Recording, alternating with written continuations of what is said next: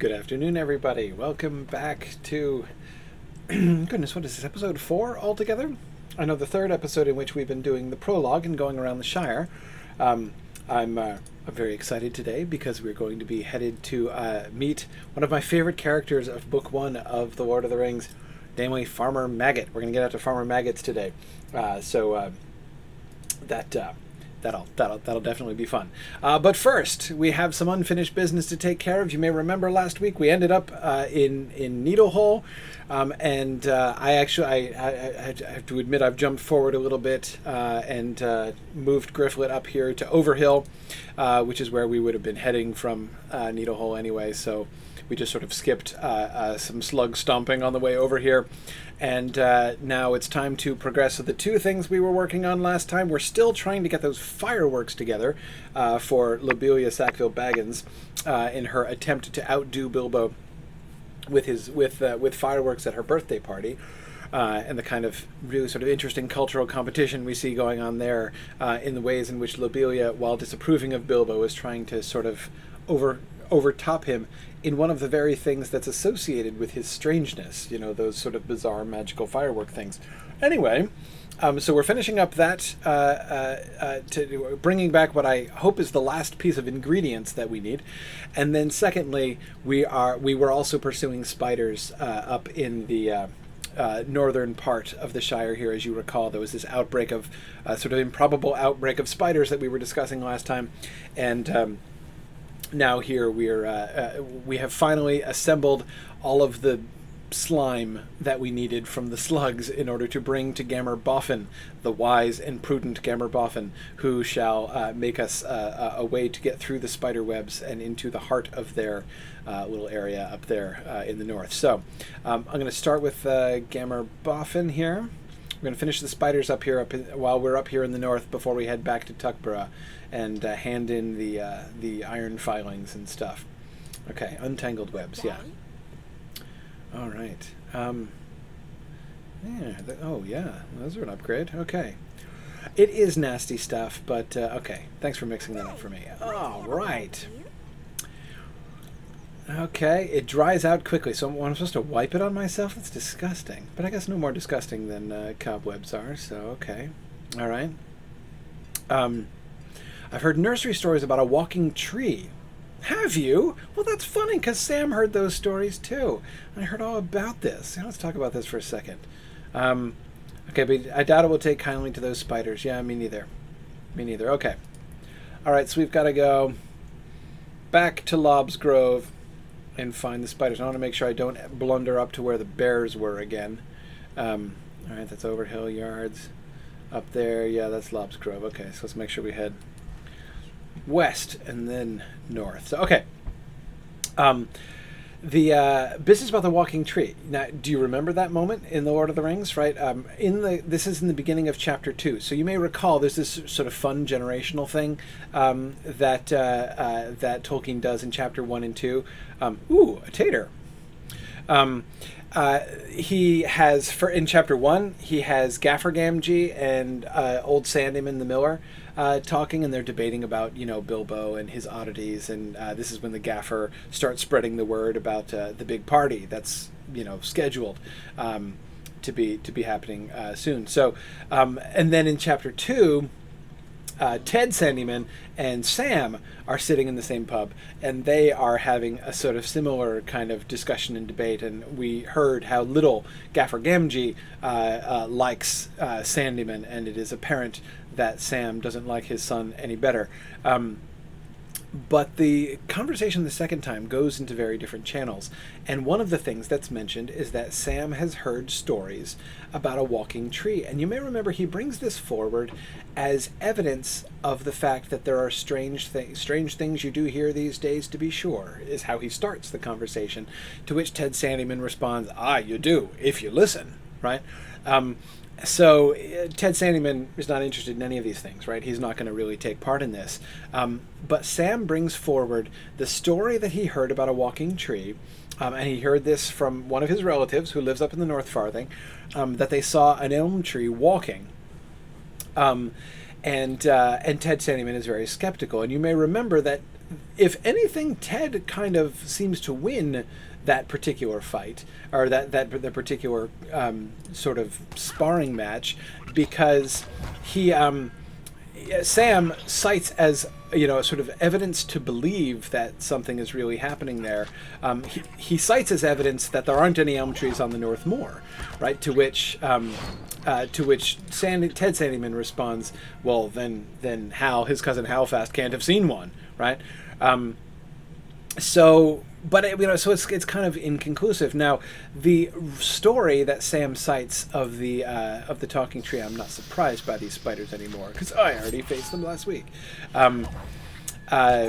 Anyway, the story of the talking tree is a very sort of enticing story to many, because of course many speculate, after reading the rest of the Lord of the Rings, it's many speculate that of course there's something entish going on in the Shire, and that it was an ent, in fact, that was seen, which sort of seems likely enough. If they saw an elm tree walking, it seems likelier to be an ent than anything, and if it wasn't, in fact, a mistake by Halfast. However, what's in the cocoon, I wonder? Uh-oh. Trouble. Hang on, I'm looting. Okay, here we go. Now I can take care of you. They do drop quite gracefully to the ground, right? That's it's enough to give a burglar time to loot the cocoon before we move on to dealing with the Guardian. So it could well be something entish. Many people have speculated or sort of wondered, and I remember very much hoping when I was younger that the story of the walking tree was proof of the survival of the Entwives, that it was actually an Entwife that they saw in the North Farthing. Especially, of course, later on you may remember that Treebeard says to Merry and Pippin that he wonders if they've seen any Entwives there, because he believes that the Entwives would like the Shire. So, he was just wondering. And so it's really kind of fun to go backwards and read that as a sort of an evidence that, oh yes, they really do... there really are Entwives in the Shire, and Hal's cousin has seen one. In the end, though, I don't believe that that's the case. I think the evidence that that's an Entwife is very slim, mostly because that's not what Entwives look like. Treebeard's not 100% sure what they still look like, but he is. When he described them, they seem to be fruit-bearing trees, which kind of makes a certain amount of sense. Elms would appear to be, and so I don't think, if they were to say something like, I thought I saw, like an apple tree walking around, that would be a little bit more suggestive. But an elm tree sounds much more entish than Entwife-ish to me, based upon the descriptions that Treebeard gives. So I don't think we have much real hope that it was actually an Entwife. It was more likely to have been an ent looking for the Entwives up in the North Farthing. But anyway, so we get this story and this is again, it's another classic example of how the Lotro writers have sort of taken all of these little stray references. Hey, thanks Gamber Boffin, that worked awesome. Like I just, that slug slime is totally worth it. I've made it past the thick webs. Okay.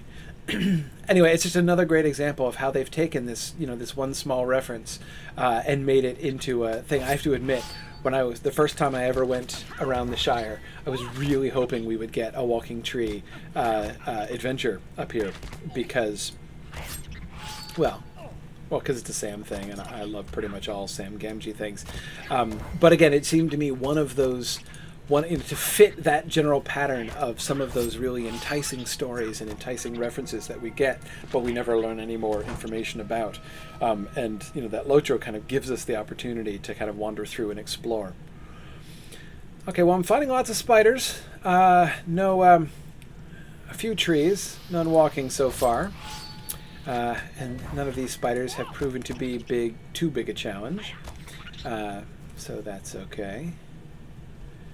No truly ginormous and terrifying oh, I see a tree with a ring on it. That's probably my walking tree. But does it walk? Well, it's called walking tree. And there are all those newborn spiders around it. Oh boy, more company. Come on, Tom Noddy. What do you got? Huh? Huh?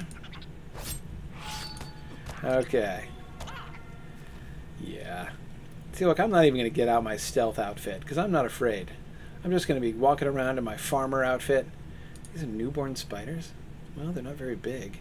This place is crawling with spiders. What's going on here? Hey, walking tree. You're not walking. The walking tree shudders when I touch it. Tiny spiders are crawling all over it, their webs veiling its bark. It looks like the walking tree is in some distress. Well, I'd be in some distress. It's trying to tear itself loose. Help the walking tree! Free the tree! This is awesome. Let's free the tree. How do I free the tree? Okay. I freed the tree. Go, walking tree! I will defend you, walking tree! I'm supposed to defend the tree from the spiders, I guess. Oh, yeah. Whoa, look at that. Man, that tree just sent those spiders. I was trying to beat them up, actually. So I have to admit, tree, it's modestly inconvenient when you throw them to the other side of the grove there. I'm trying to... Here we go. Okay. There we go. No problem. It's good teamwork there, walking tree. Good teamwork. Okay. I can't really... I'm a burglar. I'm not really in the aggro drawing department here. Come on, I can't make them. Can I get? Do I ever get a skill as a hobbit burglar to like? Do I get an aggravating spider skill? Does that? Can I do that? Can I get an adder cop button, which is really what I want, right? Old fat spider spinning in a tree. Old fat spider can't see me. Oh, actually, you can. There you go. Can't see me. Adder cop, down you drop. You'll never catch me up your tree. Old Tom Naughty, I can't hit you from there because you're up on a rock. Oh, darn it, you annoying thing. Oh, yeah, take that. Take that. Old Tom Naughty, old big body. Old Tom Naughty, can't spy me. Oh, yeah. Let's hope the tree holds out against these spiders because... I'm not absorbing a lot of damage here. Okay. In case you can't tell, I love the spider songs from The Hobbit. Oh, here they come. They gonna drop down again? I bet they are.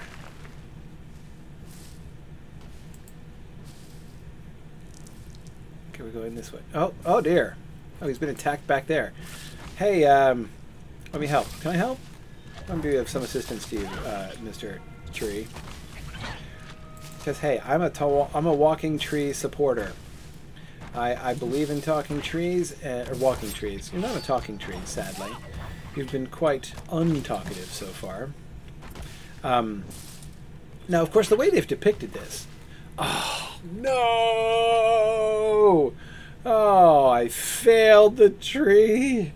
Oh, no! Oh, that's terrible. Oh, man, I feel awful. I feel awful and helpless because I totally can't tank those spiders. My main character, the first character I ever made in LOTRO was a guardian, so these defend the NPC quests were really easy because it was easy for me to draw the attention of the bad guys onto myself. My favorite element of Guardians, by the way, that's sort of, doing my self-sacrificial Sam Gamgee act and being like, no, spare my companions, focus on me instead. Oh man, but the tree died. That's so sad. Oh well. Yeah, it's the life of a solo burglar, says Chalax, one of our people present here. Well, that's awful sad. I can at least avenge the tree. Oh dear. Oh dear. Well, I'll have to come back and try that again. Of course, I can't really be content with not saving the tree, but I probably don't have time to try to save the tree multiple times here this afternoon. So I will have to wreak some vengeance upon the slayers of the tree.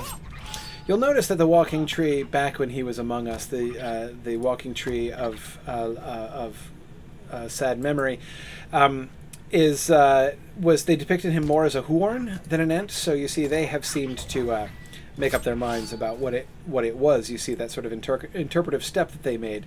They depicted it as really just a tree that actually does walk. Which seems kind of obvious, right? But no, I mean, remember how Treebeard was mistaken for a tree at first. A stump, really, a tall stump, by Merry and Pippin, and then this is about to get a little more interesting. I'll take on the lot of you. Hang on, I think this calls for another spider song. Lazy lob, crazy cob, and lazy lob are weaving webs to wind me. I am far more sweet than other meat, but still they cannot find me. Here am I, naughty little fly. You are fat and lazy. Okay. You cannot catch me though you try. In your cobwebs crazy. All right. So Huorns, right? So they've made an interpretive step there, right, to say that these are definitely Huorns and not an Ent. Ents can be mistaken for trees, but of course they do look different. They don't just, they don't have like the full branches and look like simply trees walking around, whereas Huorns kind of do. I'm going to have a snack. By the way, I wanted to say thank you to Takabald Smallborough, who very kindly sent me some food. It was a very hobbitish gift. I very much appreciate it. Griffith received these nice coney pies and blueberry muffins, of which I am currently going to avail myself so as to not perish as a result of my long combats with the spiders here. There also seems to be some bug in which my mini-map is doing freaky things, so I'm going to get rid of my UI. There we go. All right, fixed it. Thanks to Glordriel and Terry Adwin for telling me how to fix that little problem. Okay, so I'm going to go back confessing my sad defeat. Ooh, rhubarb. You never know. Strawberry rhubarb pie is just the best. So I can't afford to pick up all the food that's in the Shire because I'll never get anywhere. But of course, it's hard to pass by a bunch of blueberries when you're walking past. So since I failed, lamentably, tragically, and shamefully failed the Saving the Tree quest, I'm going to have to just tell you what happens in the end. There's only one more segment left. Had I succeeded, I would have been sent back to Overhill, and from then down to, you remember we told Robin Smallborough down in the Ivy Leaf in Hobbiton about this problem. And interestingly, when you report your success to him about the spiders and about the walking tree, he sent you up there to deal with the spiders. So he's not skeptical about the spiders, but he remains skeptical about the talking tree and just assumes that you are, mistaken or drunken or something of the sort. Do I have to pick up if I wanted to repeat it again, which I don't have time to do now, would I pick it back up from Grammar Boffin? No, I would not. That's the other quest. All right. Well, I will perhaps someday have another go at saving the tree. In the meantime, let's go back to Tuckborough and let's go back to Tuckborough and see if we can make some progress on these fireworks. I can at least succeed in that, I hope. So, but anyway, the other thing I want to talk about, actually, in connection with the walking tree, the description that they gave, which was so cool, of the spiders crawling all over the tree and how the tree seemed to be in distress, that I thought was a really interesting and clever piece of reading on their part, because that strikes me as very much in tune with what we see happening in Mirkwood in The Hobbit. You may remember Mirkwood, of course, is a very dark and gloomy place. It's all dark and black and the home of dark black things, as Pippin so eloquently summarizes it, or summarizes Bilbo's stories of it in The Two Towers. But the important thing to notice, I think, about Mirkwood and the way that Mirkwood is described in The Hobbit is that it is not a natively evil place. It's not just an evil forest. It's a forest which has clearly been corrupted, even though this is before we get, Tolkien's much elaborating the story of sort of the necromancer and what he's doing in Mirkwood. The idea of Sauron being there in secret and taking shape and everything, it's not really fully formed in Tolkien's mind when he writes The Hobbit. But but nevertheless, we can still see in the descriptions of Mirkwood the fact that we have the corruption of that wood by an outside force. The trees are not evil themselves; they're suffering. They are being choked off. They're being twisted. And again, it's not just that they are natively malevolent. And the spiders are themselves one of the clearest agents that we get, or, well, yeah, agents I think is the correct word. They're the clearest agents that we get of this evil at work in the forest and that corruptive power. So I've always liked that image that they use of the spiders crawling all over the walking tree, and it's, being sort of rooted and it's kind of ironic to be like, the tree is stuck in place, oh my goodness, what's it going to do? Usually that's not a problem for trees, but of course it's more than that, right? We can see like the oppression of the tree, and it gives this really interesting glimpse of how this evil that has come into the Shire, this evil that is, as we've been seeing in our explorations, encroaching on the Shire from every direction, is doing this sort of violence to the Shire itself and to the sort of both the nature of the Shire generally and the residents of the Shire particularly. We're seeing, we see in that glimpse this little one little sort of version. I almost said shadow, which is probably not be a good word. This one little instance of the darkness of Mirkwood creeping into the heart of the Shire there, and it makes that spider quest even more intriguing, as we can see. No, of course, the Shire isn't normally Frodo and Sam aren't used to walking off and having the Shire. Parts of the Shire controlled by giant spiders. But again, even within the game, it's a new thing. This is something that just happened, and it's part of a series of things that's happening. Spiders are invading, goblins are coming down, ruffians are coming north. Things are going wild in the Shire, and that's. Although we don't see it happen through the Lord of the Rings, we are led to understand these kinds of encroachments are happening. We're told in Chapter 2 of the Fellowship of the Ring that the Bounders have never been so busy before. They've got all kinds of work to do. So here we are, part of that scenario, right? And again, even that one little line in the Fellowship of the Ring about how the Bounders have never had so much work to do before is like a little one sentence sort of overview of the entire set of Shire quests, right? Good. Well, anyway, so let me say to you again, as of course I usually do, that if you have particular questions, if you want to follow up any of the observations that I'm making with particular questions, if there's something else you want me to talk about, even if it's not related to what I'm currently doing, I'd be happy to answer your questions. I'm going to have some running as I'm going to be heading out towards stock, so I'll have plenty of time to answer some questions. I usually don't. Sometimes people are asking questions about other parts of Lotro, and I know it's hard if you want to hear me talk about some of these other things. I'm going to get there eventually, so I don't want to talk about those too much out of sequence, especially since I want to, I'm wanting to kind of show these things as we go along. So I'm going to try. I'm trying not to talk about things within the game world too much, sort of out of order. But any other kind of general Tolkien questions, sort of non-related particularly to the game, would be totally fair game. Okay, let's talk to Hyacinth here. Okay. All right, yeah, let's get started. Oh, good, excellent. I got to tell the old crow it'll be 3 months. Okay, good. All right. Take the message to the old crow. Back to Lobelia. Okay.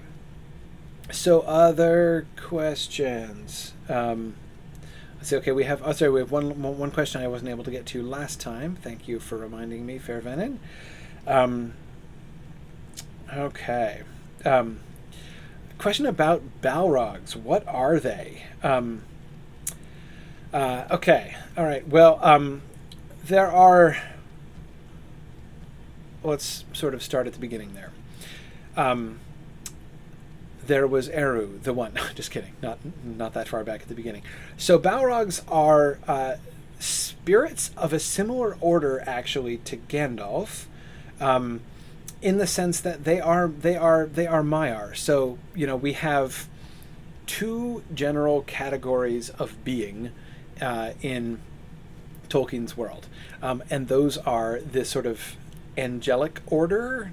He used that word in his letters often, but he really only uses it metaphorically. He doesn't really mean that literally, but that's sort of the closest comparison that he can come to. He's not saying that they actually are angels. Like, don't try to, draw equivalencies between them. Either thinking about angelic hierarchies or thinking about particular named angels in Christian tradition. That's not at all where it's supposed to go. But in the sense that they are spiritual beings without bodies who are of this higher order and outside the world, and indeed predate the creation of the world. And then you have, and among them there are some who are greater and some who are lesser. Of all of those spiritual beings, some of them came down into Arda, into the world, into Ea, the created world, the physical world when it was created, and they became bound to it. And those are the Valar and the Maiar. And the difference between them basically is just one of scale. The Valar are very great, and the Maiar are lesser than they, and serve them. Each of the Valar has like a group of people. Wait, this is not it yet. Sorry, almost there. Almost went the wrong way. I'm not wanting to go to Bagshot Row or the party field. I'm going to the big house here. Okay, so you've got some who are lesser spirits and some who are greater spirits. And the greater spirits have those lesser ones that are associated with them, who are often called their folk or their people. So Manwë, the Valar, the sort of the king, beneath Iluvatar in Middle-earth, his regent. We have, he has people. He has folks who are attached to him, who are air spirits, generally. Melkor, the great enemy, had spirits associated with him too, and the greatest of these are the Balrogs. So the Balrogs are spirits of flame who are associated with Melkor from the beginning and who fell with him and continue to serve him after he becomes evil and he becomes Morgoth, the Dark Lord. In their beginning, that's where Balrogs come from. And it's important to remember that that's what they are. So they're not like a species of animal or something like that. They're not even... they have bodies, but they're more sort of enslaved in their bodies than... they weren't born, for instance. This is why I find it really... sometimes people, in the great debate about whether or not Balrogs have wings, they don't. But in the great debate about whether or not Balrogs have wings, sometimes people will argue like, okay, the Balrogs obviously can't fly, but maybe the wings are like vestigial, right? Maybe they're just, it's, not only did they not, they weren't even born, much less did they evolve that way, so that you have some kind of vestigial remnant. Like, once upon a time, Balrogs flew, but over time they ceased to fly, and so like their later genetic descendants still have the wings, but they no longer fly. They don't have descendants. They're immortal. They weren't born. They can't evolve. No, they don't have wings, and not even vestigial wings. But anyway, so that's who they are and what they are, and therefore sort of the context in which we need to understand what Balrogs are. They are fundamentally different from most of the other creatures. So the other sort of monsters that we find, like for instance the Watcher in the Water outside of Moria, that thing is a monster, right? Even the dragons. Dragons are in a slightly different category too, but nevertheless, they're still sort of native to Middle-earth in some sense, whereas Balrogs aren't native to Middle-earth. They're immigrants. They come from outside. Okay. Well, anyway, here we are at Lobelia. We'll carry on that in a second. Hey, good news. 3 months.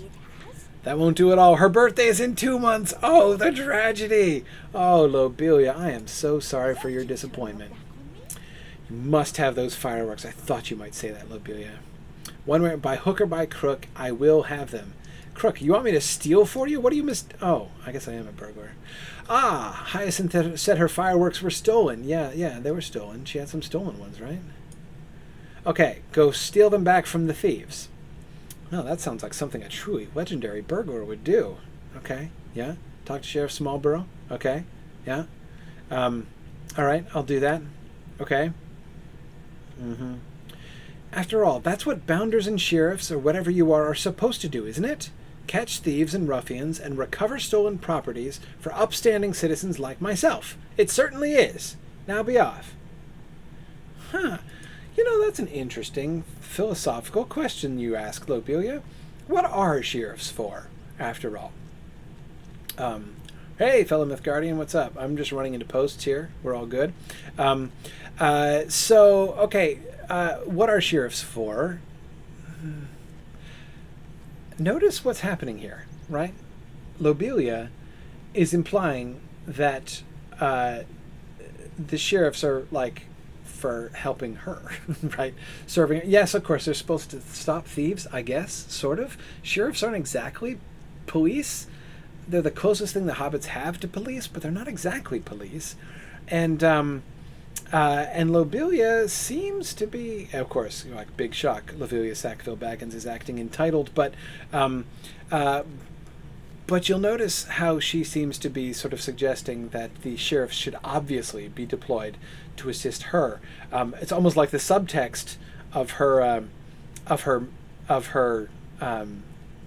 words here is, what sheriffs are there for is to make sure that my birthday party is a success, right? That like the sheriffs of the Shire should be kind of my extended servants. And I say that, of course, because as she herself admitted, she knew that Hyacinth Took's fireworks had been stolen previously, and she didn't seem to be at all agitated about this before, until she felt that she needed them for her party. So it does seem to be more about her than about catching thieves in general.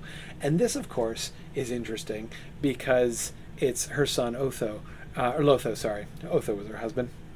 It's her son Lotho, who is going to basically be sort of hijacking the sheriffs as an institution, right? He's going to become chief sheriff and then just chief. So we see the kind of corruption, or not corruption of the sheriffs personally, though of a few of them it's implied, but this sort of rerouting of the institution of the sheriffs to basically serve as the enforcing arm of the Sackville-Baggins family themselves. So we're seeing only a really small shadow of that, right? Only a small hint of kind of what is to come there in the scouring, or pre-scouring, in the troubles that are coming to the Shire. But I think it's kind of interesting that they show that. Okay, yeah. Happy to say the matter's completely out of my hands. Robin Smallborough is just going to pass the buck on this one with great cheerfulness.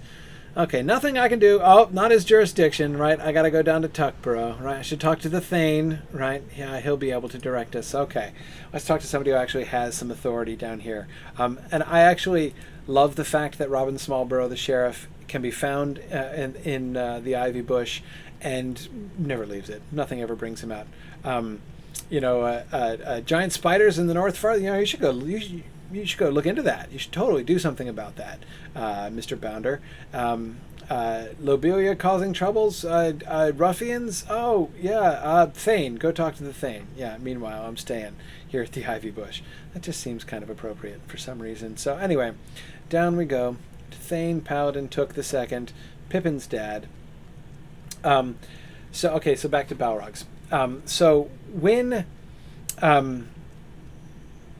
how did the Balrog get to where it is? So at the end of the first, so the Balrogs were the servants of Morgoth, and in the first age, if you read the Silmarillion, you can see Balrogs on many occasions serving Morgoth the flaming whip with which it drags Gandalf into the abyss in the Fellowship of the Ring. The flaming whip is the primary weapon of the Balrogs, we're told. They act as Morgoth's captains and his captains in battle. They are the most fearsome of all of the soldiers, as well as leaders of Morgoth's army, and the most feared things on the battlefield pre-maturation of Glaurung category. So anyways, that's where we see them. But after the fall of Morgoth in the War of Wrath at the end of the First Age, they are scattered. They go into, some of them are apparently captured or killed. Many of them are killed, but some of them scatter and they go into hiding. And that is, we're told, the story behind Durin's Bane, behind the Balrog that killed Durin III. And that is, he was hidden, he sort of locked away down in the deepest parts of the earth, and he was uncovered. He was released by the dwarves when they delved too greedily and too deep. And that's why he is there in Moria and took over. Hello. Hi, Mr. Pippin's dad. Of course I haven't told you about it. Shire lives around the corner. The local Ballanders have been unable to recover them. Okay. Ooh, yeah, dangerous task. I'm up for it. As long as it doesn't involve protecting trees, because I'm bad at that. Some big folk. Yeah, brigands. I'm sure there are. Camping in the southwest part of the Marish. Oh, man, that Marish is a dangerous place. Out on the borders. Man, not far from Woodall. Okay. Narrow Cleave. There's a ford near the brink of a waterfall. I know just the place. Right across from the elf camp. Yep, I'm with you. We were just there. Okay. Many complaints. Ask the sheriffs to do something, but assembling enough bounders has been difficult. Okay. Strange lights in the sky around the Marish. Oh, fireworks. That's looking likely. Okay. Fireworks could be dangerous in the wrong hands. They could blow something up. They absolutely could blow something up. Who knows what they could blow up once they set their minds to it. Okay. All right. Flare for danger. Off with goods. Destroy the stolen fireworks. We'll go out to Woodall and take care of that. We got some ruffians to deal with.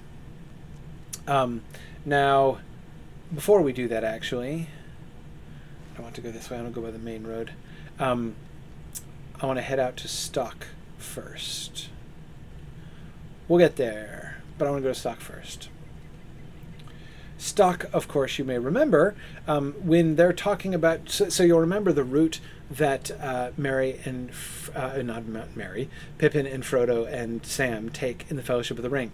They start out from Hobbiton, right, and they go down... Well, they start up here at the hill, of course, and then they go down, they pass the town, and they go through the woods, and they cross by water, and it's Grey Pool, and then they come up, and they don't go by the road. This is the road that they want to avoid, because they're afraid that they'll be seen on it, and Frodo doesn't want people talking about him, and this is like the main route.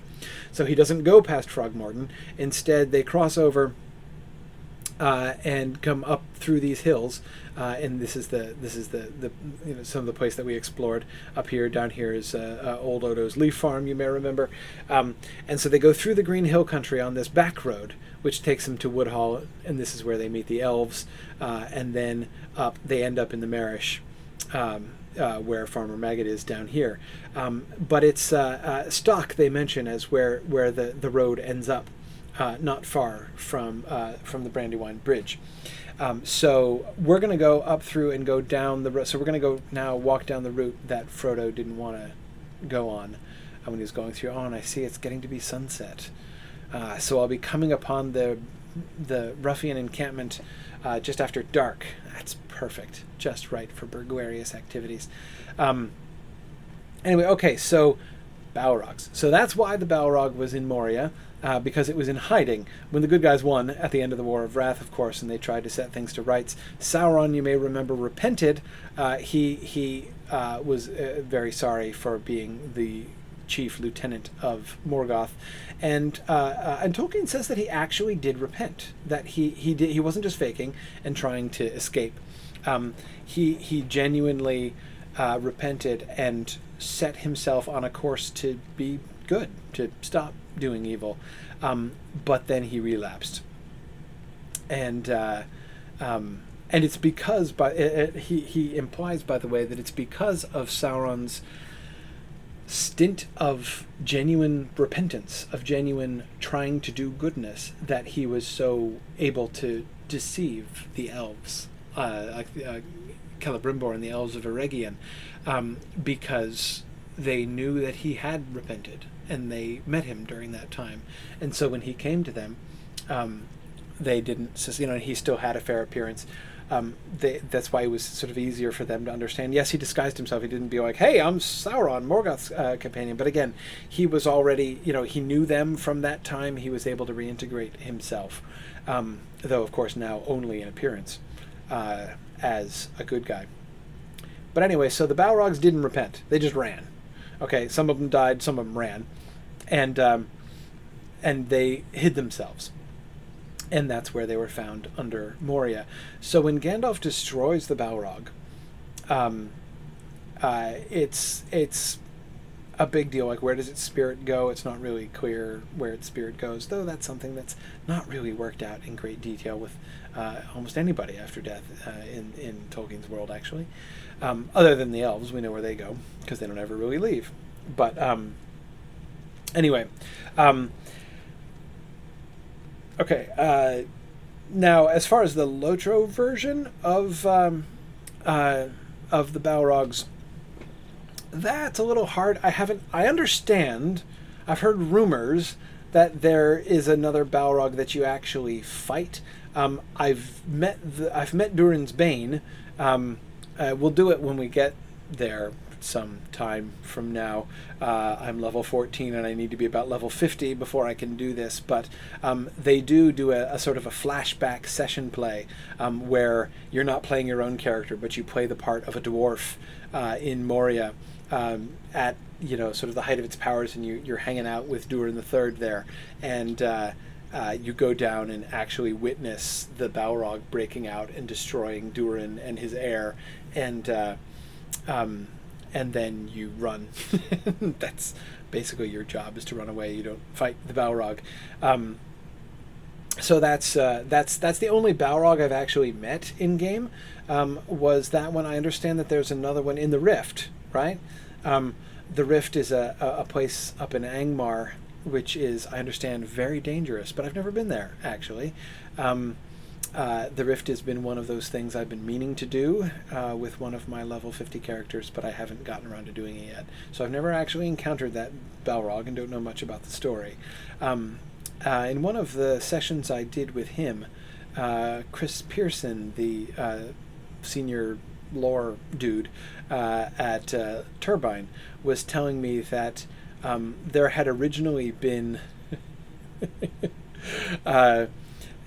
There had originally been a desire on the part of some of the higher-ups to incorporate a Balrog more into the story, and indeed to have, I'll try to say this with a straight face, a Balrog elf love plot, romance. I think that's absolutely hilarious. I also remember the face that Chris Pearson made when he talked about his reaction to that particular plot proposal for the game, and it didn't happen. And mercifully, that didn't happen. But anyway, but I don't know anything about the Balrog in the Rift. It seems to me like it's sort of on the same principle, right? That you have you have the same sort of model. You want to introduce another Balrog, so you do it in the same kind of way, right? So you have a Balrog who's sort of contained, but and release, and apparently you have to fight. But as I said, I don't really know much about that, so I'll be very interested to see that. It's one of the reasons I want to run the Rift at some point, is to see the Balrog and what they do with it. Okay, here we are at the Golden Perch. You may remember the Golden Perch. It is a famous inn. It has the best beer in the East Farthing. At least that's what Pippin has heard. And you may remember it was, Frodo jokes that it's partially to avoid the Golden Perch, to keep Pippin out of the Golden Perch, that he decides they should cut through the Marish over to Crickhollow. Crickhollow's over here, on the other side of the river. So, because Buckland, of course, is over here on the east bank of the river. So they're going to go here down by the ferry and down into the Marish to cut across this way, rather than coming up by Stock, lest Pippin end up taking a long time here in the Green Perch, or Golden Perch, Green Dragon, Golden Perch. Anyway, let's see what Matt Harfoot here has to say. Stay and have some tea. Okay. Bounders haven't been able to keep the peace as well as they used to. I know, man. Look, it's not my fault. I tried to protect the tree. I'm sorry. Okay, so we've organized our own little group. Oh, that sounds like a plan. We call it the Vigilance Committee. I love this. That sounds like a spin-off TV show, right? And now, next week on the Vigilance Committee, this group of vigilante hobbits who are deciding to protect the East Farthing. I think it's got real potential. A few of us have been looking into strange doings, like that Black Rider. Yeah, you do something about the Black Rider. That's what you should do. I don't think this is a great idea, Matt. I really don't. But one of your members has gone missing. Well, that's not shocking. It's kind of what you might expect to happen. Okay, Violet Underhill. Okay, Violet Underhill of the Vigilance Committee. All right, she was going to look into some report of strangers in the south of the Marish. I, too, have heard stories about them, and I fear for her safety. I mean, who knows? Maybe Violet is as intrepid a burglar as I am, but it seems not. All right, I'll look for Violet. Maybe Farmer Maggot has seen her. Let's go talk to Farmer Maggot. That's totally what we should do. The obviously prudent thing to do. His farm, Bamfurlong. Okay. All right, let's go find Farmer Maggot. Okay. Oh, no, wait. I need to go this way. All right. I love the name of Farmer Maggot's farm. Right? I mean, that's straight out of the book. It's called Bamfurlong. All one word, Bamfurlong. But I love it, Bamfurlong. A furlong, of course, is an archaic word which means an eighth of a mile. Furlong, the furlong is my favorite. Is my favorite unit of distance. I prefer to measure everything in furlongs when possible, though it usually isn't possible. And am I going the right way? No. The answer is no. I needed to cross this. I believe it's the Stock Brook, which they encounter in the book. But I was supposed to cross the Stock Brook and am cheerily walking in the wrong direction. Anyway, so as I said, the furlong is my favorite unit of measure. Generally, by the way, the fortnight is my favorite unit of time, which means that, logically speaking, my favorite unit of velocity would be furlongs per fortnight. I think more people should measure their speed in furlongs per fortnight, but I'm going to head down to Bamfurlong. So just the combination, so you've got furlong, an eighth of a mile, which is maybe a measure of something, I don't know, on his property, but then you just add bam to it, right? And of course, given Farmer Maggot's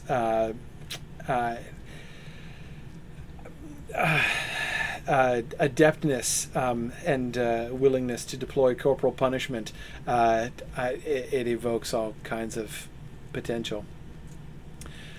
That's Farmer Maggot's house. Now, the unwise would say, look, it's right over there. I could just get there, right? Look, I'll just walk. I can go and jump. Okay. But I know better than to trespass on Farmer Maggot's land, right? I mean, seriously, what do you who do you take me for, right? A young Frodo Baggins? No way, man. I am taking the road up to Farmer Maggot's house. Absolutely. You think I want to mess with his dogs? Of course, you all remember the names of his dogs, right? Interesting that Bamfurlong is like also the festival grounds now. It's spring festival time in Lotro, and it's kind of interesting given the fact that he doesn't really seem to welcome visitors so much. But anyway, apparently he's going to have them running all over his land now. Hey, Farmer Mac, and look at his dogs, right? We've got Grip and Fang, and there goes Wolf. There he went in the background there. Yeah, we got Grip, Fang, and Wolf. Chris Pearson told me that they actually had some bugs early on because they had a hard time convincing the computer to put Wolf floating above the name of a dog, right? Because like the computer's like, but that is not a wolf. That is a dog. Anyway, so but hey, they did it anyhow. Hey, Wolf, what's up? Yep, don't bite me. Okay, you're huge. These dogs are enormous. My goodness, look at this. Like, my head goes like up to his shoulder. He's taller than I am, this dog. Yikes, he does keep ferocious dogs. Hey, Farmer Maggot, you are a respected farmer, man. You're respected by Tom Bombadil. I gotta give you props for that. Violet Underhill. Yep. Okay. I told her what I'm going to tell you, and I've told the Bounders days ago if I had any sense. Some ruffians have come into the Shire not far west of here. Brigands, more than likely. My son Hammy here can tell you more about them too. Okay, let's talk to Hammy. I told that young lady that their camp was no place for her to be poking her nose, but apparently she didn't listen. Yeah. I should have told someone about him, but I figured her to have more hobbit sense. Well, I'll go try to rescue her. I figured that's where she went, Farmer Maggot. So I'll look for Violet Underhill for that hobbit lass. Yeah. Okay. All right. You figured she'd have the sense. You didn't warn her properly. I know. Don't beat yourself up about it, Farmer Maggot. Nobody could have guessed she'd do that. Yeah, but of course you probably didn't know she was part of the Vigilance Committee, right? Had you known that, had you seen some of the earlier episodes of the Vigilance Committee spin-off show, you would have seen how impetuous Violet Underhill can be, no doubt. Okay. All right. So it's not far west. Okay. Ford the stream at the head of the waterfall. Okay. All right. No good waiting for the sheriffs to do something. No, man, I'm here. The Bounders are here, man. I'm like the one-man Bounder crew. We're gonna be fine. I too hope that she ain't harmed. Hey, Hammy. Could I take a moment of your time? Now, Hammy Maggot is an awesome name. On the one hand, you have to admit that when your last name is Maggot, you have comparatively few choices for a first name which is not going to sound odd. Right, or unfortunate, but I have to admit that of all of the first names I can think of, Hammy is probably not the one I would have gone for. I've got to call Farmer Maggot out on that one to say naming your son Hammy so that people would call him Hammy. I mean, he's doubtless Hamfast or something like that, but calling him Hammy Maggot. That's just gross. I mean, that's absolutely disgusting. And I don't know exactly what kind of a life trajectory you have set for your son with this name. But anyway, Hammy, let's talk about this. Yeah, they are a real problem. I bet. Bunch of brigands living up by the waterfall. They've been stealing food, no doubt. No doubt. Yeah, it's going to be a problem. Pretty soon they're going to start borrowing and sharing if you're not careful. Yeah, she probably found trouble. I suspect so. Okay. All right, they're camped in the heights of Narrowcleave. Well, I was heading up there anyway. Here they have fireworks. So, all right, let's go about our business here. So, okay, we're here. We're gonna go across the stream and up. All right. Okay. Do you mind if I cross your fields now? You told me just to go west, so I'm gonna go west from here. Look at these outbuildings. This is really nice. Oh, you're growing your mushrooms. Look at this. It's his mushroom fields. Oh, wow. Yeah, he's got these whole, like, burlap greenhouse things set aside to mushroom cultivation. That's pretty impressive, Farmer Maggot. That's pretty good. Okay, so I'm going to, let's see. Where are we headed? To Narrow. There's a waterfall. Okay. I can't get up there from this side. I'll have to swim over. Don't sick your dogs on me, Farmer Maggot. I'm not going to do anything bad to your croc. I didn't take any mushrooms. No mushrooms at all. You don't have to beat me. Okay. I'm entering the Shire again from the Marish. Notice how they did that? Notice how they have you actually leaving the boundary of the Shire. I thought I was going to swim, but I'm just waiting, actually, apparently. Very small stream. I like how they have the Marish being technically outside of the bounds of the Shire, which, again, seems to me fitting based on what we hear in the book. People in the Marish folk are queer down there, as Sam will tell you. Okay, this is, right, yeah, there's Woodall down there, and here's our friend the elf who helped us with that, the Warg of Budgeford, right? He's up here. Yeah, there he is, Orthier. Hi, good to see you again. Okay, brigands, I hear, right? So let's go find the brigands. Hey, I'm about to hit level 15. That's exciting. Ooh, at level 15, I can get a last name. Oh, that's very exciting. Did I miss him? I did, didn't I?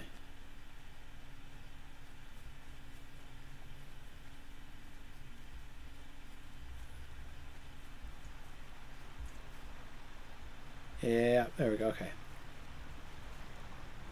Uh-oh. Somebody else is beating me to the ruffians. I'm not sure how many ruffians will be left when I get up there. Hey, can you save like 12-ish of them for me? No big deal. Can we agree to share the ruffians? All right. Oh, yeah. No, he tried to run away, but it's no good. Okay.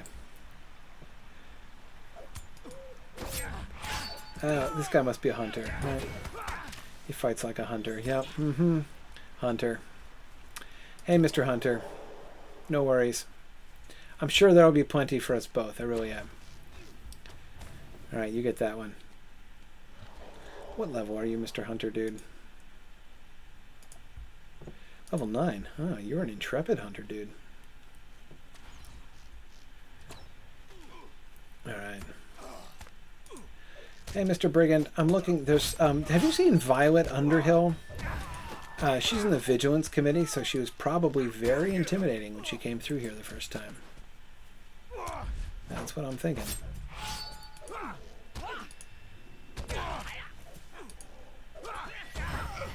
Okay. Violet Underhill. Oh no!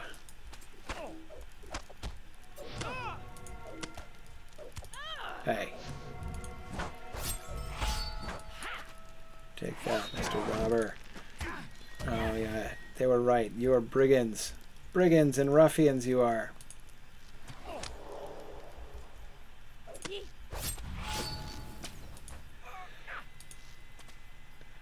Oh, the hunter was drawing his aggro. Oh, and there I go. I've leveled up.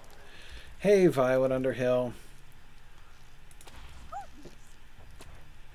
Yeah, I'm not one of the ruffians. Oh, sure, I'll help you get out of here. I'm totally good at protecting people. Really, really. It'll be you have nothing to be afraid of, Violet. And you have even lower morale than the tree. That's okay.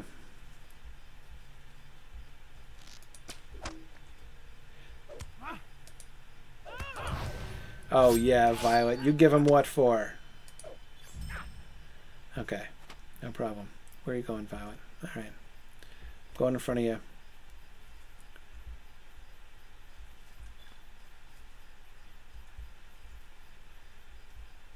Oh.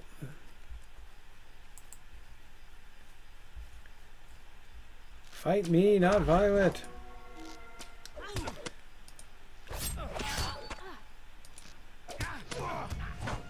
Okay.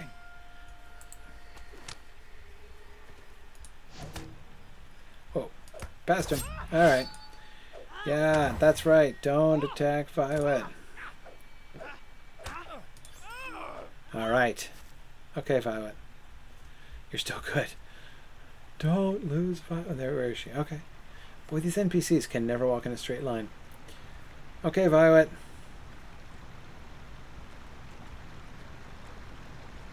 Oh, we're going all the way across, are we? Alright. Want to see you safe to the other side. Matt Harfoot is waiting for you up at Stock. Hooray! All right. No problem. All right, I'll tell Matt you're okay. Phew. Oh, good. And they've reset, so I don't have to.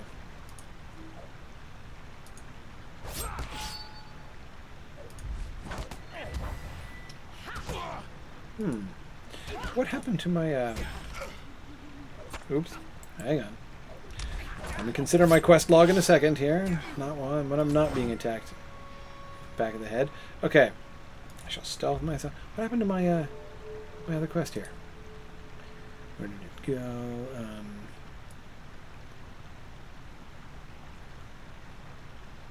Fire for danger. Yeah. Oh, it's being concealed by the invitation to the... Okay. I was like, I didn't see my... Okay, there we go. Destroy the stolen fireworks. Okay. So, let's look for fireworks. I already got enough ruffians, so I can stealth my way through. Hopefully, they won't notice me, because I am extremely burglarious. Where are the stolen fireworks? I will not let you have the fireworks.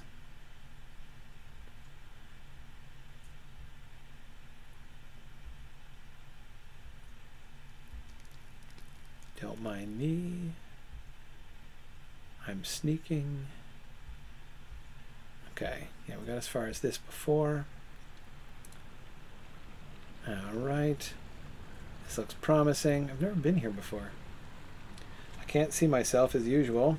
Don't even know if I'm running into a tree. Oh, hey, there's a supply crate. It's promising. It's promising. Okay. No, that's not it. That's just going to be treasure. But, burglar. Let's look. Oh, medium weathers, huh? That might come in handy someday. Anyway, let's shh. Be stealthy again. Okay. Oh wait, goodness, what am I thinking? Why am I not dressed in my stealthy outfit? That is, I mean, if ever there is a time when I should be in my Hobbit ninja outfit, it is when I am sneaking around the burglars. Sneaking as a burglar. I'm actually burgling here. I'm here to burgle fireworks. Okay. Shh. Here we go. Well, of course, if the hunter kills them all. Oh no! I've been caught by the poacher. You will regret that.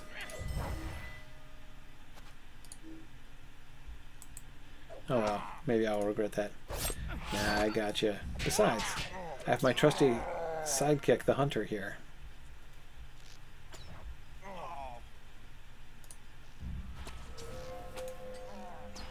That's right, I can't interact with it without coming out of stealth anyway. Yeah! When it catches them all on fire and they're running around. Oh my goodness. Wow. That was something. That was really something. Wow. Didn't know that was going to happen, did you, Mr. Hunter? Wow. Okay. So that was pretty cool. So see, this is just a public service announcement to warn you about the danger of fireworks, especially when, you must always be cautious about fireworks. Don't keep large supplies of fireworks near your sleeping quarters, lest they get exploded in the night by a hobbit burglar who wants to dispose of them and then set you on fire in your sleep, and then you run around in circles. So that's not... Oops. Oh dear. Stealth fail.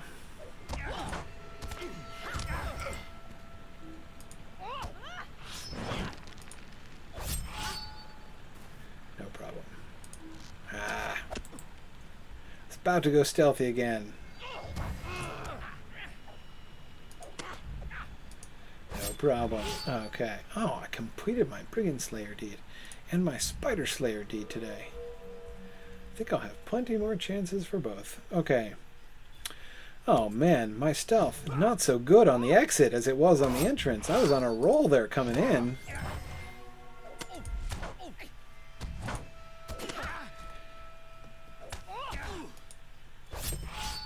All right. Now, shh. Okay, but I can't resist. I wonder what brigand poachers carry in their pockets.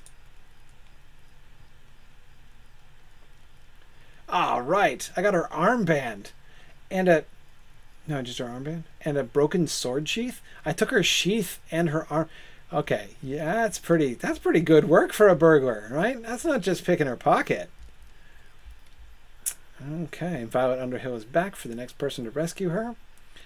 All right, I successfully burgled... No, that's what I burgled. I burgled the armband. I have successfully burgled... And I love the fact that it uses burgled as a verb there. I successfully burgled an iron armband. That is so cool. Can I wear it? No. Just a memento of the occasion. Okay. Pretty awesome. That is cool. All right, I gotta go talk to Hammy Maggot. I just can't say that with a straight face. I gotta go talk to Hammy Maggot, and then I've gotta... Bye, Hunter Dude. Oops, I just fell in. Now I'm stealthily swimming. Shh. Try not to make loud splashing noises. So I'm still very stealthy. I think I can get less stealthy now. So I'm going to go talk to Hammy Maggot. I'm going to go talk to Matt Harfoot. And then I'm going to go back to Tuckborough. So as you see, I've got a lot of running around here now. Oh, wait, hang on. I've got to go back into my little phone booth. I am not any longer the stealth ninja hobbit. I am now Grifflet, farmer boy, hobbit around town. Any other questions that you have for me to try to answer while I do the running around that I'm doing here now in the pitch dark? Let's see. Okay. Let's see. Where are we? Okay. So Trish was asking about the location of Farmer Maggot's farm compared to in the book. Well, okay. See, the problem, Trish, with this, as with so many other things, when it comes to scale and distance and location, is really the scale question. Hang on. Hey, Hammy. Good day. Hey, appreciate it. Oh, some biscuits. Gift Matham. That's excellent. That's very good. We got to go back to Matt Harfoot and tell him that we rescued. Do you mind? I'm just going to go the direct way this time, Farmer Maggot. I hope you're not going to sick your dogs on me. Helped you with your ruffian problem. So can we be friends now? Are you going to tell me that I can come across your fields anytime I have a mind? That would be friendly. So anyway, okay. So location. So it's all about scale, right? The location is correct on the map. If you look at the map of the Shire, this is how it works. You've got the Marish on the west bank of the Brandywine River. Buckland is right on the east bank, so you do have to cross. You do have to cross the river to get into Buckland. You've got the bridge up here and the ferry down here. But I mean, just as sort of an illustration of the way that they've compressed the scale, and they've had to compress the scale in order to keep you from having to play for dozens of hours just to travel from one place to the other. It's 20 miles from Brandywine Bridge down to Buckleberry Ferry. You can walk it in like 90 seconds or so, run it in 90 seconds in game. So proportionally, I mean, yeah, it doesn't take all that long to walk from Hobbiton all the way down to the Marish, but it's definitely where it's just sort of a product of the scale. So Farmer Maggot is definitely where he's supposed to be, and of course he is close to the old forest. You can't see it on the map, of course, but you've got Buckland over here and the old forest just beyond that, off the side of the map. So if we look at the Breland map over here, we've got, again, here's the river. So here we are over in the Marish, and you've got Buckland and then the old forest right over there. So that's more or less accurate. So we are to understand that when Tom Bombadil is hanging out with when Farmer Maggot goes to see Tom Bombadil. Am I going the right way? Supposed to be going north? Yep. Okay. All right. This is the way down to the ferry, right? Presumably. I mean, I'm looking at the map and saying that must be the ferry, right? So let's see. Is there a ferry boat down here? Hey, here it is. Okay, just where it's supposed to be. It's Buckleberry Ferry. Hey, how about that? Correctly predicted. I don't think I've ever been here before in game. Okay, yeah, so here's the ferry. It's a simple ferry. There's no boat. Where's the boat? Is it on the Buckland side? Oh, man. Of course it's on the Buckland side, right? Because Frodo and Sam and Pippin took it over, and Merry. So we're not able... Is that a fish? What is that thing? That is just like a fish sitting on top of the water. Really kind of makes me want to go fishing. Anyway, never mind. So of course we would not find the ferry over on this side because, like, the Black Riders didn't find it over here, and so okay. So Buckleberry Ferry. I'm going to take a shortcut up to the back up to Stock and the Golden Perch. Report in my success about Violet Underhill. It's the Stock Tower. Oh. That's interesting. I'm trying to see up the Stock Tower. I'm trying to take in the site. It's very tall. Huh. So this looks like a Numenorian ruin. That's kind of interesting. Do you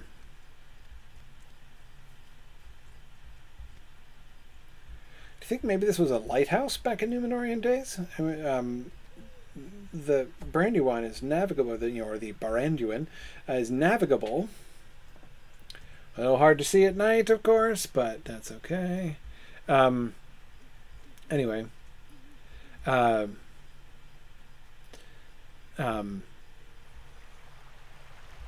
that's what it looks like, right? It looks like a...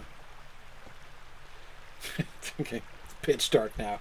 Really can't see anything outlined against the sky except very vaguely. But yeah, it kind of looks like an old Numenorian lighthouse. Yeah.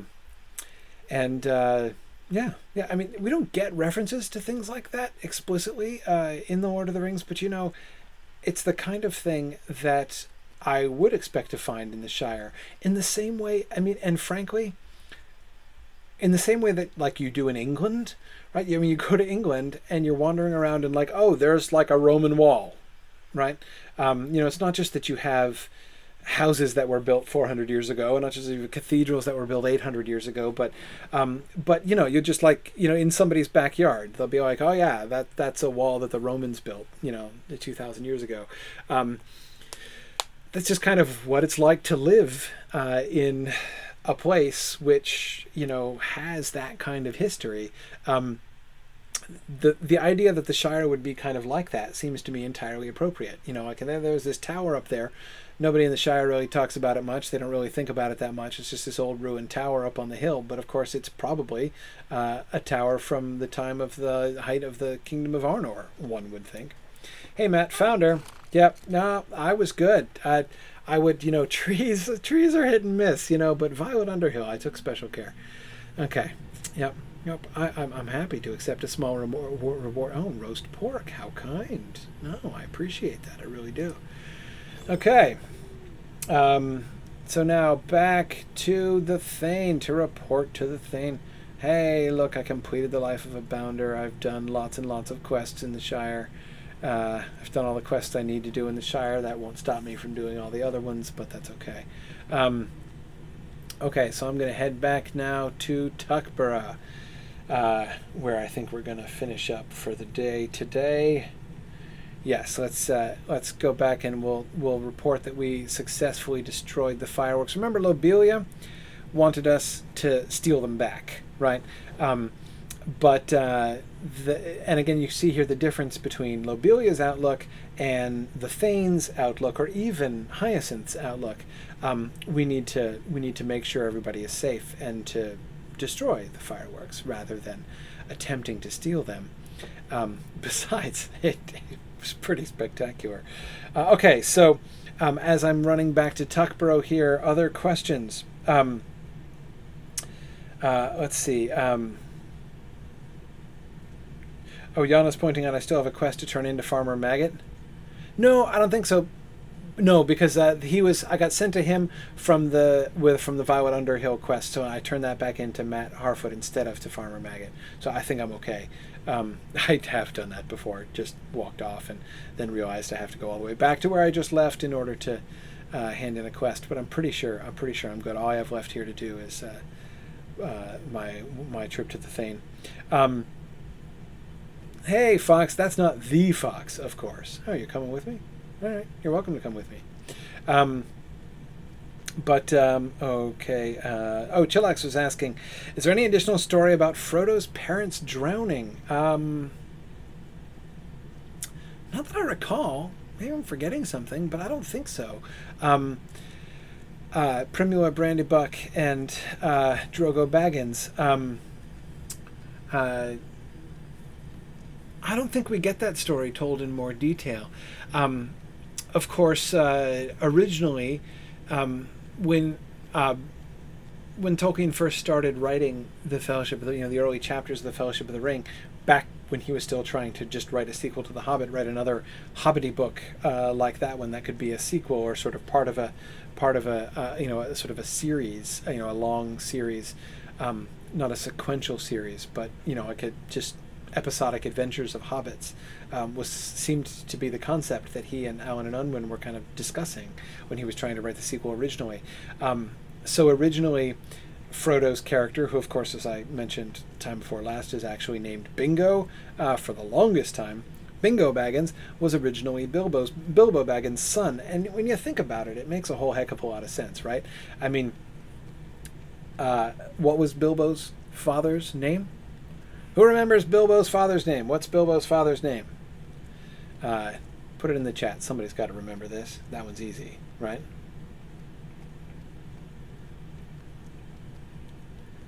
Who is it?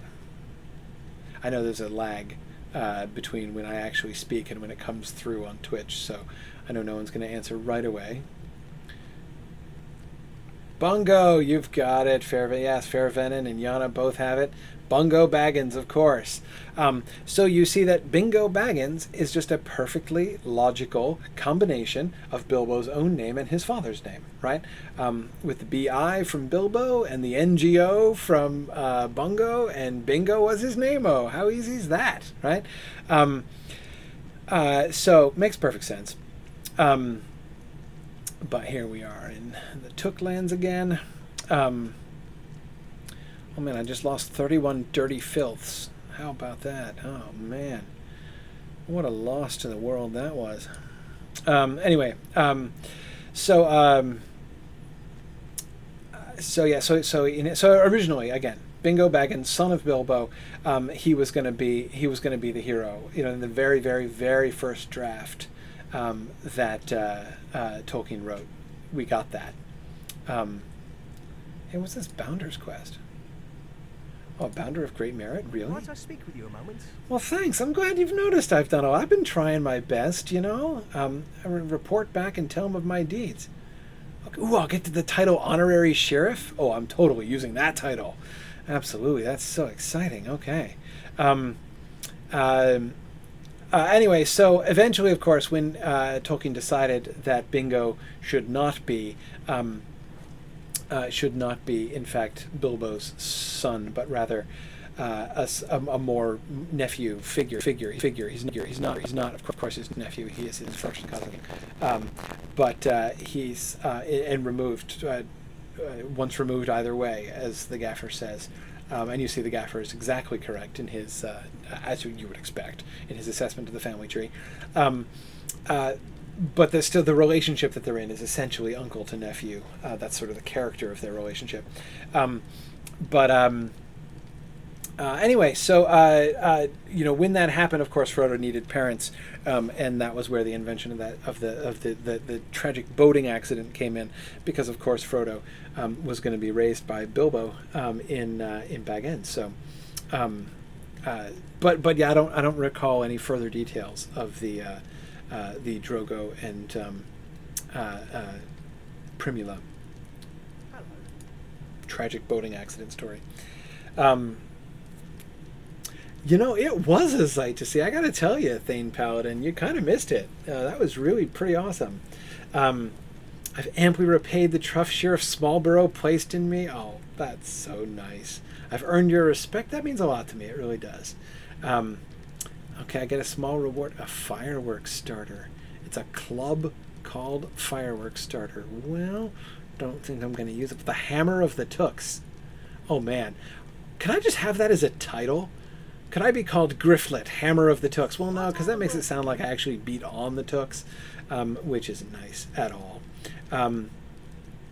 Okay, I'll go tell Hyacinth, right? Yeah, I'm sure she was worried about those fireworks that were stolen. Her own work being used for evil instead of for good. Yeah, tell Lobelia too. Oh, that'll be fun. Okay, yeah, we can do that. All right, the end of the matter.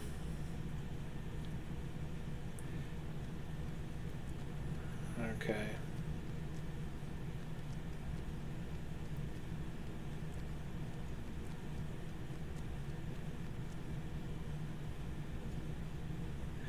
Yeah, I see Yana wondering if there was there some reference. There might be. Yana, I have this like nagging feeling that there might be something that I'm. Oh, this is Celia Cook, not Hyacinth. She's in the other place. Sorry. Yana is sort of suspecting that there's something in the history of Middle-earth that at some point in his later years, Tolkien was sketching some extra notes about the boating accident story. Maybe. I'm totally willing to believe that. I can't remember it offhand, but I'll dig around and see if I can find anything that I'm forgetting about. Some bits of the history of Middle-earth I haven't read in many years, and I get forgetful. Okay. Oh, yeah. Hyacinth, you would have loved it. You really would have. Okay. The fact that Lobelia's fireworks won't be ready for her party is just cream on the strawberries, if you take my meaning. Yeah, I agree. Oh, and you're going to give some spare fireworks to me since Lobelia won't be needing them?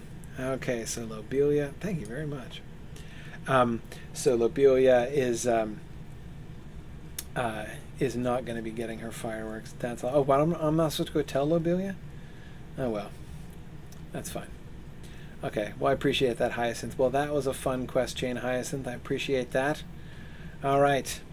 So I think we're going to end. What time is it now? It's getting to be. Oh, look at that! It's just 2 o'clock, and we finished our fireworks. Here, let's set off a firework. How does that go?